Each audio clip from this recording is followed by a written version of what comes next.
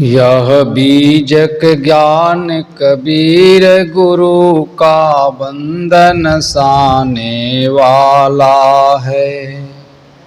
सब जीवों के हित मार्ग को स्पष्ट बताने वाला है। सब जीव सदा से भूले ही विषयों में रमते आए हैं। उस रमते राम के बंधन को कई विविध रमैनी टाला है। यह बीजक ज्ञान कबीर गुरु का बंधन साने वाला है। खानी बानी के शब्द जाल में जीव सभी उलझाए हैं। कहीं शब्द सैनयति अनुभव से सब बंधन काट निकाला है। यह बीजक ज्ञान कबीर गुरु का बंधन साने वाला है। विद्वानों के वाणी मद को हरि ज्ञान 34 से लीना। विप्रों की मति गति शुद्धि है तू कहीं विप्रमति सियाला है। यह बीजक ज्ञान कबीर गुरु का बंधन साने वाला है। सब जीवों के हित मार्ग को स्पष्ट बताने वाला है। कहरा कह कहर हरे जीव का कहीं बसंत विषयासक्ति हरे। मन माया के तम हरे आप कहीं चाचर ज्ञान उजाला है। यह बीजक ज्ञान कबीर गुरु का बंधन साने वाला है। अंतः में स्थिर परम रमैया राम बेली में आप कहे। खानी बाणी की विरह वृथा विरहुली विवेक विशाला है। यह बीजक ज्ञान कबीर गुरु का बंधन साने वाला है। अविनाशी जीव कर्म के वश जन्मांधि डोले में झूले। पर करण ही डोला कही विधिवत पारक पद दिया निराला है। यह बीजक ज्ञान कबीर गुरु का बंधन साने वाला है। सब जीवों के हित मार्ग को स्पष्ट बताने वाला है। जड़ साक्ष्य दृश्य से सदा पृथक साक्षी चिद रूप सदा अपना। साखी कही सकल ज्ञान खानी मत पथ दंदों का काला है। यह बीजक ज्ञान कबीर गुरु का बंधन साने वाला है। सब जीवों के हित मार्ग को स्पष्ट बताने वाला है। 11 प्रकरणों से भूषित है पारख ज्ञान भरा बीजक। रविवत इनके प्रकाश किरण तम मोहन साने वाला है। यह बीजक ज्ञान कबीर गुरु का बंधन साने वाला है। अति गूढ़ वगूढ़ विविध पद्यों शैली युक्ति से भरा ग्रंथ। विद्वान भी है टक्कर खाते अभिलाष अल्पमति वाला है। यह बीजक ज्ञान कबीर गुरु का बंधन साने वाला है। सब जीवों के हित मार्ग को स्पष्ट बताने वाला है। गुरु संत पारखी के द्वारा गुरुमुख पढ़ने से भेद खुले। बोधक सूरत की कृपा दृष्टि से पाया बोध उजाला है। यह बीजक ज्ञान कबीर गुरु का बंधन साने वाला है। सब जीवों के हित मार्ग को स्पष्ट बताने वाला है। स्पष्ट बताने वाला है। बोलिए सद्गुरु कबीर साहिब की जय।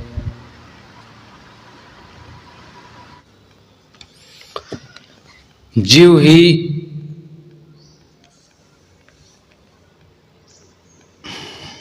राम ही श्रेष्ठ है। सद्गुरु रामायणी में बताते हैं, ज्ञानी चतुर विलक्षण लोई, एक सियान सियान न होई। दूसर सियान को मर्म जाना, उत्पत्ति परलय रैनी बिहाना। बनिज एक सबन मिलठाना, नेम धर्म संयम भगवाना। हरियश ठाकुर तजियो न जाई, बाल ही भिस्त गावे दुल्हाई। तेनर कहाँ गए जिन दिन्ना गुरु खोट, घोटी। राम नाम निज जान के छाड़ देहु अस्तु कोटि। सदगुरु कबीर साहब यहाँ बताना चाहते हैं, ज्ञानी चतुर विलक्षण लोई, एक सियान सियान न होई।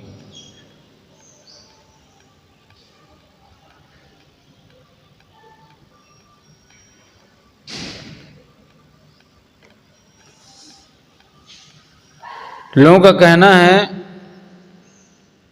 कि सत्ता एक ही है।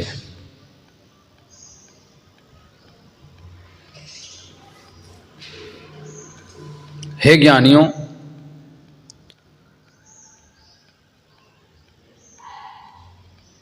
यहां पर सद्गुरु मुख्य दो सिद्धांतों का आलोचना करते हैं,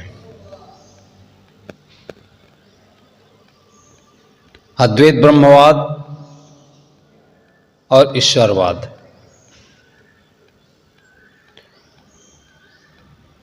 और इनको समझने के लिए ज्ञानियों को, बुद्धिमानों को, सूक्ष्मदर्शियों को निमंत्रित करते हैं।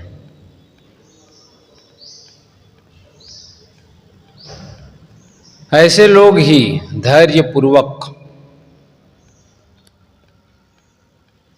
तत्व चिंतन के विषय को समझ सकते हैं। जो पढ़े लिखे लोग हैं, जो बुद्धिमान है, जो सूक्ष्मदर्शी है, जो सूक्ष्म से सूक्ष्म बातों को भी जान सकता है, सूक्ष्मदर्शी,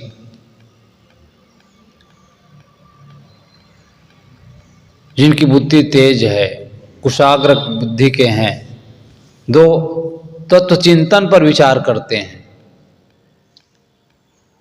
ऐसे लोग ही समझ सकते हैं। इसलिए सद्गुरु कबीर ऐसे लोगों को आमंत्रित करते हैं और ऐसे लोग ही धैर्यपूर्वक समझ सकते हैं।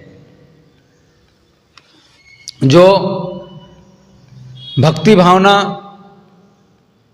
से विहल है, भावुक है, जो भावुकतावश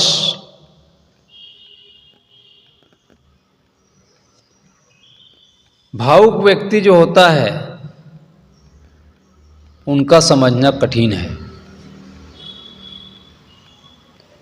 क्योंकि उनकी भक्ति भावुकतावश है। उन्हें भी इस विषय में समझना इतना आसान नहीं है। भावुकता से काम नहीं बनेगा। समझना होगा। जो समझ सकेगा वही इस बात को समझ सकता है। इसके लिए कोई ये जरूरी नहीं है कि पढ़ा लिखा ही समझ सकता है। अध्यात्म का जो ज्ञान है वो अनपढ़ से अनपढ़ भी समझ सकता है, क्योंकि ये जो विषय है ये अध्यात्म का विषय है, भीतर का विषय है। सदगुरु कबीर साहब कहते हैं, ज्ञानी चतुर विलक्षण लोई, एक स्यान स्यान न होई। तो सदगुरु पहली बात कहते हैं, पहली बात उठाते हैं। क्या उठाते हैं? एक स्यान स्यान न होई। सदगुरु कहते हैं, प्रश्न उठाते हैं कि एक ही तत्व सत्य नहीं है।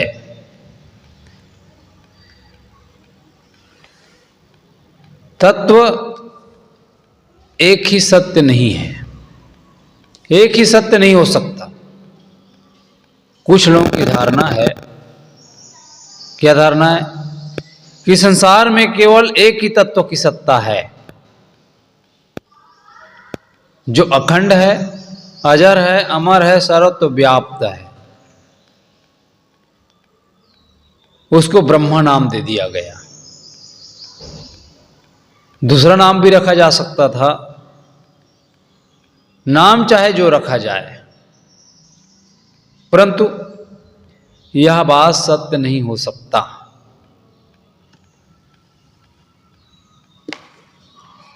नाम चाहे जो हो जाए, जो रखा जाए, परंतु यह बात सत्य नहीं हो सकती, क्योंकि एक अखंड सत्ता व्याप्त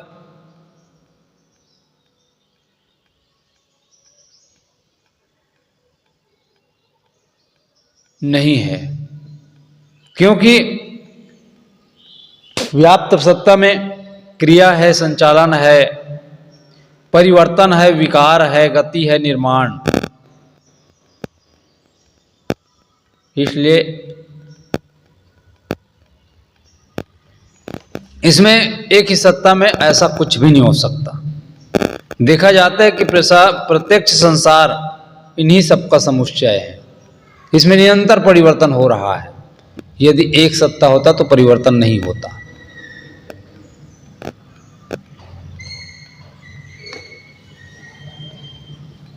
गति एवं क्रिया ही संसार का स्वरूप है। क्रिया ना होती तो संसार ना होता। प्रत्यक्ष ये अनुभव का विषय है। जड़ चेतन पृथक पृथक है, एक नहीं है। जड़ में अनेक तत्व है और चेतन भी एक दूसरे से भिन्न असंख्य है। देहधारी चेतन वासनावश गति करता है। वासना के वश होकर के ही जन्म मरण के चक्कर में पड़ा रहता है। जहां वासना होगी वहां शरीर धारण करेगा, क्रिया होगी, फिर जन्म लेना, फिर मरना, यही क्रिया चलता रहेगा। ये वासना के कारण, वासनावश जीव बारंबार इस शरीर को धरता है, छोड़ता है। बस यही प्रक्रिया जो है चलती रहती है। तो शरीर तो जड़ है, तो एक तत्व तो कहां हुआ? शरीर अलग है, चेतन अलग है।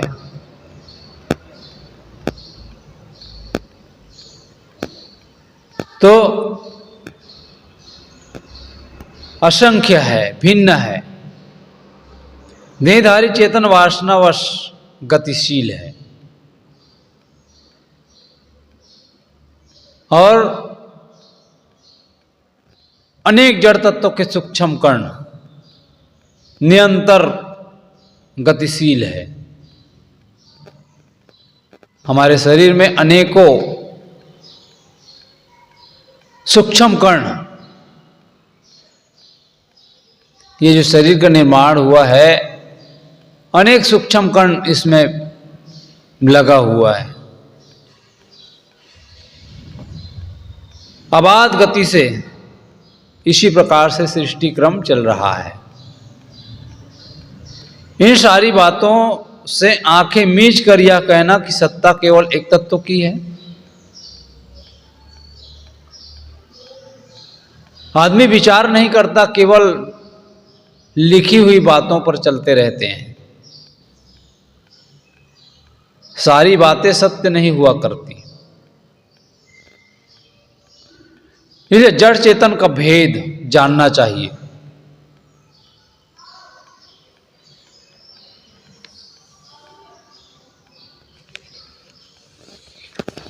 तो केवल सत्ता एक नहीं है।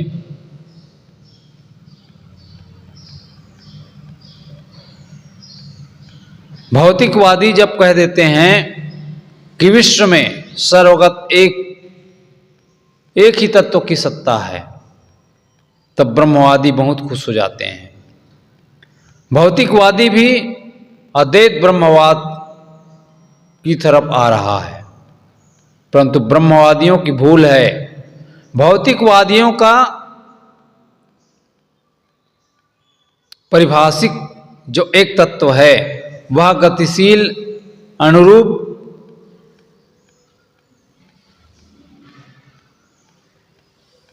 निरा जड़ है। भौतिकवादी कहते हैं कि सारे जड़ तत्व अंत में सूक्ष्म, अनुरूप एवं ऊर्जा रूप है। भौतिक चेतन की जो स्वतंत्र सत्ता के विषय में कुछ निर्णय ही नहीं कर पाते हैं। भौतिकवादी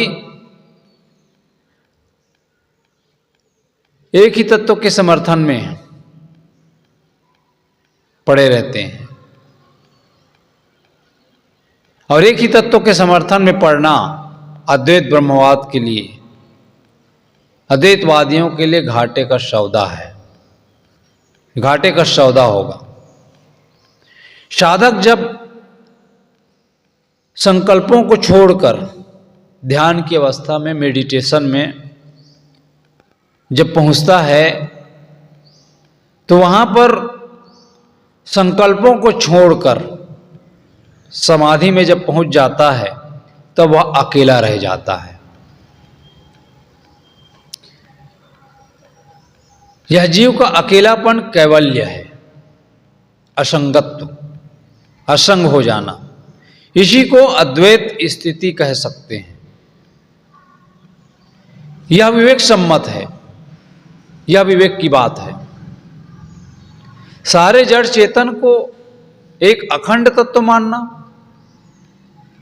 यह केवल भावुकता है, असत्य है, सत्य नहीं हो सकता। विचार नहीं करते। दूसरी बात है, जो अनेक जड़ तत्व, असंख्य चेतन जीव अनुभूत सत्य है। अनेक जड़ तत्व हैं और चेतन जीव भी असंख्य है। उनके ऊपर कोई दूसरा कर्ता मानना, सद्गुरु कहते हैं, यह भी सत्य नहीं है। जड़ और चेतन दोनों अपने अपने में मूल तत्व है।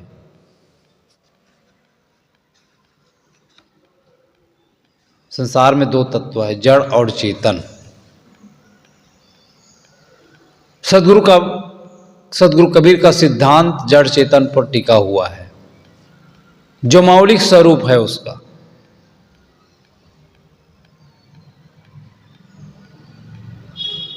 मूले मूलाभावात् मूलम मूलम। मूल में मूल न होने से मूल अमूल होता है। जड़ और चेतन दोनों मूल होने से उसका कोई रचयिता नहीं है। जड़ चेतन अनादि है।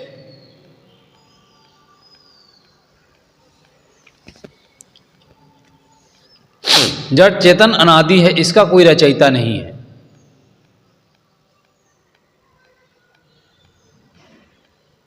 इस प्रकार जड़ चेतन मूल तथा अनादि, इन्हें कोई रास्ता नहीं।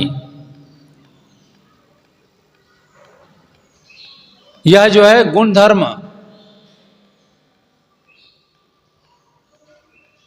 गुण धर्मों से यह सृष्टि चल रही है। फिर तीसरा, ईश्वर की कल्पना क्यों? लेकिन की जा रही है, किया गया है, और उसी से उत्पत्ति और प्रलय, रात और दिन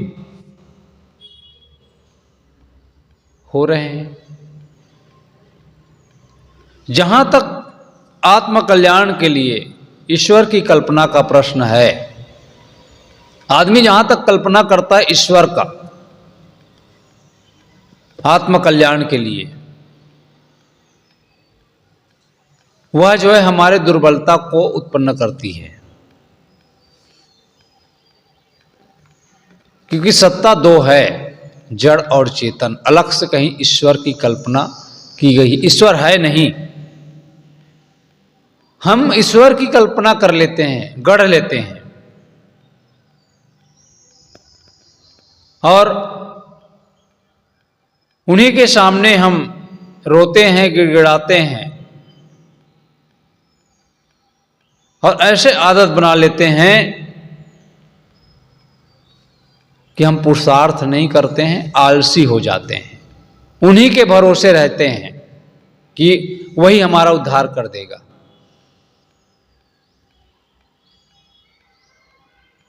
वही सिद्धांत मनुष्यों के लिए कल्याणकर है, जो उन्हें अपने कदमों पर खड़ा करें। सिद्धांत वही सत्य है जो अपने कदमों पर खड़ा करे और स्वावलंबी बनाए, और किसी को आधार मानकर, कर्ता धर्ता मानकर हम जो है अपने जीवन को सौंप दें। जहां कुछ है नहीं,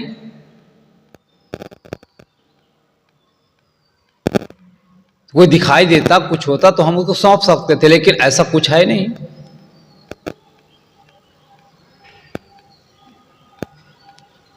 तो हमें जो है आलसी बनाते हैं,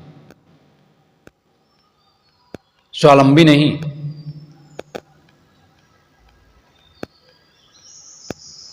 तो ईश्वरवाद हमें जो है परावलंबी बनाते हैं, दुर्बल, हमारे मन को दुर्बल करता है।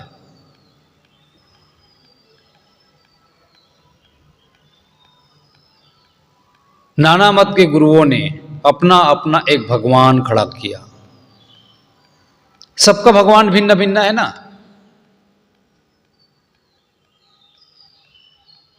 सभी का, जितने भी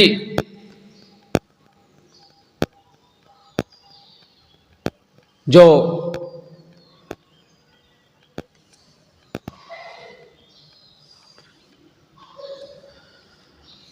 हिंदू का भगवान अलग, मुसलमान का भगवान अलग, ईसाई का भगवान अलग, यहूदियों का भगवान अलग, सब ने अलग अलग अपना अपना भगवान मान लिया।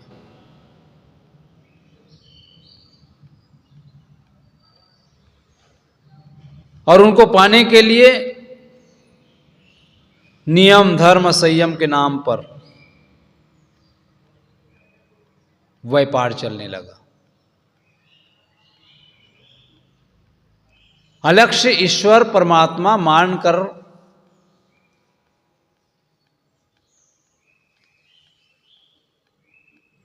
कल्याण आज तक किसी का नहीं हुआ। ये एक व्यापार बन गया, और उसी के आधार से लोग जो है अपनी अपनी रोटी सेक रहे हैं।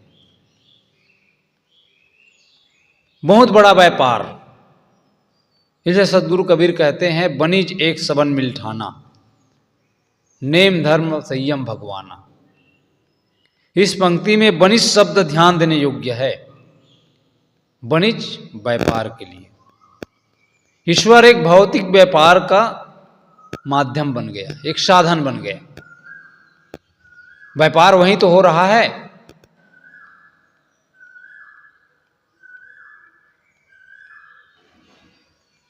किसी मूर्ति, किसी चित्र या कल्पना करके हम आज उनके सामने गिड़गिड़ाते हैं, रोते हैं, भीख मांगते हैं और कोई पंडे पुजारी बनकर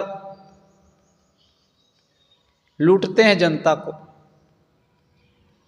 कोई आध्यात्म का ज्ञान नहीं होता है वहां, आत्मिक बात नहीं होती, आध्यात्मिक चर्चा नहीं होती, ऊपर ऊपर की बातें, उलुल जुलुल की बातें। ईश्वर के नाम पर चढ़ावा करता है, चढ़ावा चढ़ाया जाता है, ईश्वर के नाम पर भोग लगता है, ईश्वर के नाम पर रास रंग होता है। मंदिरों में वेश्याएं नाचती है, ईश्वर के नाम पर बकरे मुर्गे काटे जाते हैं। अब रामनवमी प्रारंभ हो रहा है। जब अंत होता है लास्ट, तो लोग जो है उसके नाम पर बकरे मुर्गे काटते हैं।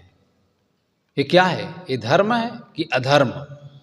जब इसको धर्म कहा जाए तो अधर्म फिर किसको कहा जाए? ईश्वर के नाम पर हिंदू भैंसे, बकरे, मुर्गे, सुअर आदि काटते हैं। ईश्वर के नाम पर मजहब वाले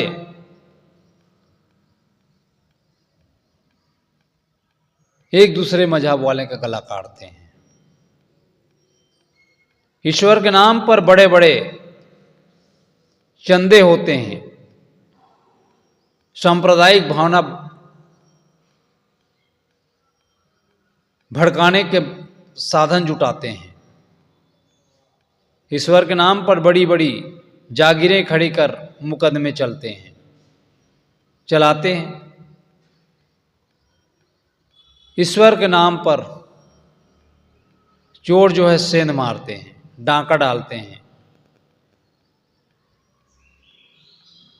ईश्वर के नाम पर साहूकार बिस्तर पर जाता है कि ईश्वर उसे चोरों से बचाए। बड़े बड़े पाप करके ईश्वर के नाम से उनसे छूटने के लिए प्रार्थना की जाती है। सारा दुराचार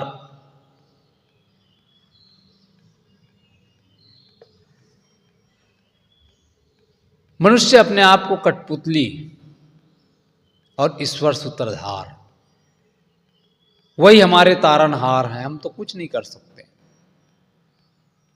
जो कुछ भी करता है ईश्वर ही करता है। ईश्वर के नाम पर तांत्रिक, फलित ज्योतिषी, ओझा बैगा, पंडे पुजारी समाज का वंचन करते हैं, समाज का शोषण करते हैं। अन्य व्यापार फेल हो सकते हैं, लेकिन ईश्वर के नाम पर चलाया हुआ व्यापार कभी फेल नहीं होता, क्योंकि वह भावना से जुड़ा है। मनुष्य की भावना को दुर्बलता की तरफ मोड़कर निरंतर उनका शोषण किया जाता है। समाज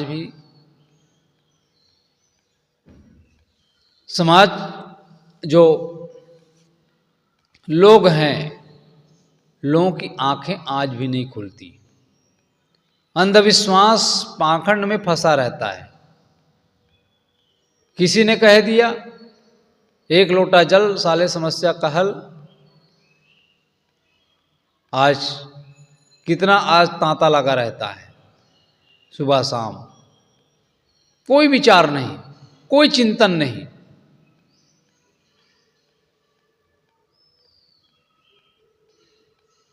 निरंतर जो है शोषण, दुर्बलता की ओर, अपने दुर्बल मन को आदमी नहीं समझ पाता है, वह व्यक्ति आत्मकल्याण क्या करेगा? जो अपने आप को ना समझ सके, विचार ना कर सके। तो सतगुरु कबीर साहब कहते हैं, ज्ञानी चतुर विलक्षण लोई, एक स्यान स्यान न होई, दूसर स्यान को मर्म जाना, उत्पत्ति परलय रहनी बिहाना। निरंतर शोषण, जो व्यापार किसका करना है? व्यापार हम करें ज्ञान का, साधना का। निरंतर हम साधना में लगे, कर रहे गुरु ज्ञान, गुरु के ज्ञान का व्यापार करें। आध्यात्मिक ज्ञान जो हमें आत्मा की ओर प्रेरित करे, मन को हम समझ सके, बाहर से मुड़कर भीतर की ओर। आत्मा ही परमात्मा है, आत्मा से बढ़कर और कहीं बाहर कल्पना नहीं है। जो भी कल्पना की जाती है वो सारे कल्पना भ्रम और अंधविश्वास जो हमें भटकाती है। इसलिए हम जो है सोचें, विचारें और धोखे में ना पड़ें। सतगुरु कहते हैं, हरि अष्ट ठाकुर तजियो न जाई। हरि ऐसा ठाकुर हो गया है, ईश्वर ऐसा स्वामी बन बैठा है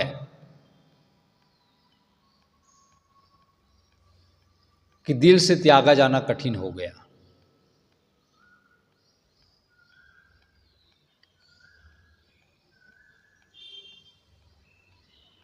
जब आदमी के घर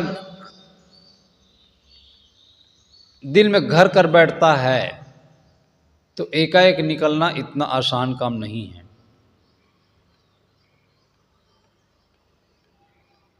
काल्पनिक जो बात है वह जब प्रश्रय ले लेता है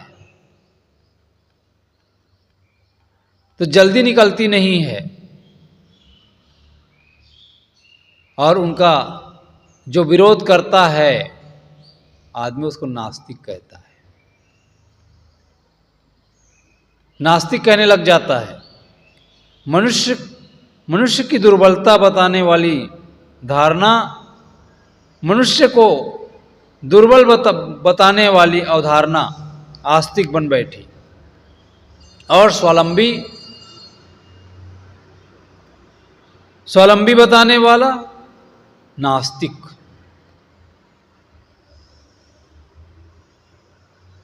सबल बनाने वाला, पूर्ण तथ्य सिद्धांत का बोध कराने वाला नास्तिक।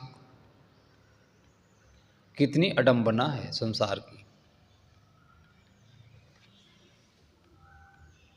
जो है नहीं उसको बताता है वो आस्तिक, और जो है, जो सत्य है उसको बताता है वो बन जाता है नास्तिक। तो हरि अष्ट ठाकुर तजियो न जाई, बाल भिस्त गावई दुल्हाई। भक्ति के नाम पर बालक के समान भोला भाला बन गए। बालक बिल्कुल भोला भाला होता है, बिल्कुल भोला भाला, और कल्पना करने लगते हैं कोई ऊपर सातवां आसमान में, आकाश में स्वर्ग या वैकुंठ होगा, बिहिस्त होगा, जहां भगवान और ईश्वर रहता है। बचपन से ही सुनते आए हैं और इसी का व्यापार हो रहा है निरंतर। वही हमारा दुल्हा है। बाल भीस्त गावई दुल्हाई, हम उनकी दुल्हन हैं। ईश्वर भक्त भगवान लोग दुल्हन बनकर काल्पनिक स्वर्ग दुल्हा से मिलने के लिए गीत गाने लगे। प्रार्थना वंदना करने लगे। सबल चेतन होते हुए भी, चेतन सबल है लेकिन अविद्यावश अपने आप को दुर्बल, दुल्हीन समझ गए, दुल्हीन बन गया। स्वरूप बोध, आत्मबोध के मार्ग में यह भावना जो है महाविघ्न कारक और कुसंग बन गई।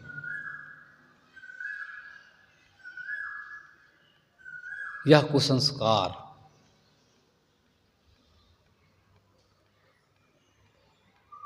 स्वरूप ज्ञान को भूल गए, स्वरूप बोध को भूल गया, अपने आप को भूल गए और हमने एक स्वर्ग की कल्पना कर लिया जहां परमात्मा रहता है, जिसको हमने कभी देखा नहीं, आज तक किसी ने देखा नहीं, बस सुनते आए हैं।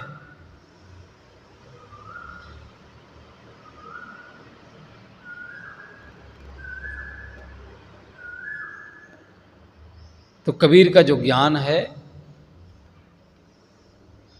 ये बाहर से मुड़कर भीतर की ओर प्रेरित करते हैं। सदगुरु ऐसे लोगों पर करारा व्यंग करते हुए कहते हैं, तेनर कहाँ गए जिन दिन्ना गुरु खोट। उन मनुष्यों की स्थिति क्या हुई, नाना मत के गुरुओं ने अपने स्वरूप से भिन्न किसी कल्पित वस्तुओं की चाशनी घोर कर पिलाई थी। अपने अपने चेतन स्वरूप से अलग ईश्वर मानकर, अपने अपने चेतन स्वरूप से अलग वंदना प्रार्थना सात्विक भावना को जन्म देती है। लेकिन ये क्षणिक आनंद, क्षणिक मनोरंजन हो जाता है, परंतु पूर्ण संतोष, पूर्ण तृप्ति, स्वरूप स्थिति इसमें होना असंभव है। क्योंकि आत्मचिंतन ईश्वर केवल आत्मभिन्न ईश्वर केवल कल्पना है और मन की अवधारणा है। उसमें आत्मचिंतन नहीं हो सकता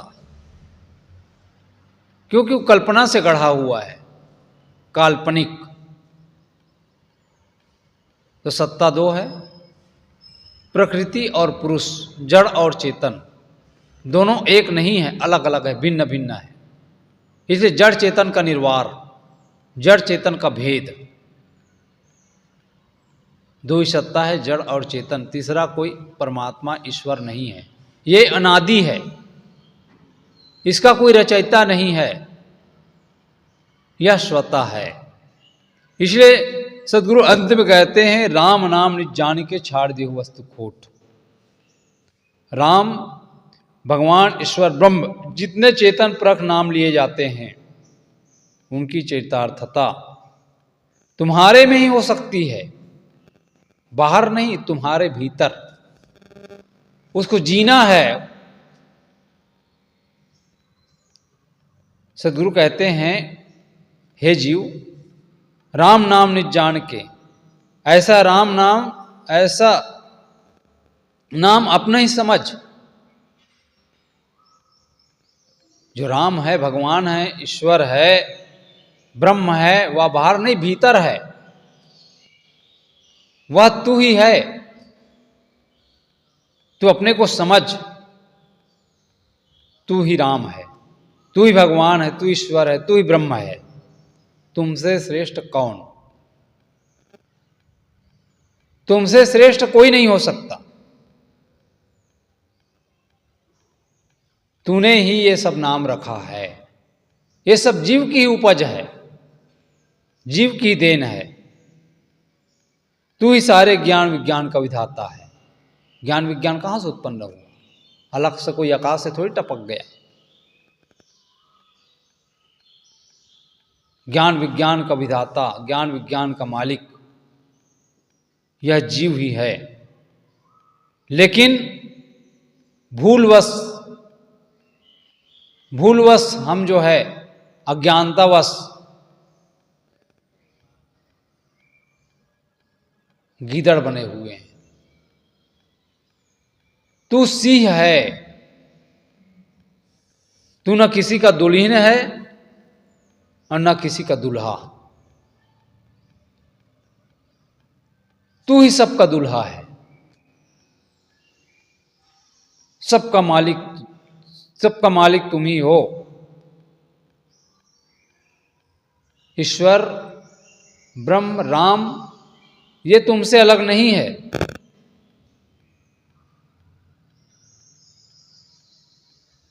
तुमसे अलग मानकर जो कल्पना है यह सत्य नहीं है। उसका मालिक दूल्हा तू ही है, तूने ही इसकी कल्पना की है। वस्तुतः तू ही राम है, तू ही भगवान है, तू ही ब्रह्म है। अपनी श्रेष्ठता को समझ और अपने आप में तृप्त होने की बात करते हैं। तो आत्मा ही ईश्वर है, आत्मा ही परमात्मा है, आत्मा ही ब्रह्म है। तू अपने ब्रह्मत्व को समझ। भूलवश हम अपने आप को दुर्बल मान रखे हैं, तो जीव ही श्रेष्ठ है, जीव ही ब्रह्म है। ज्ञानी चतुर विचक्षण लोई, एक स्यान स्यान न हुई। तो अलग से एक ही तत्व नहीं है जो सत्य है। तत्व जो है जड़ और चेतन, जड़ के अनेक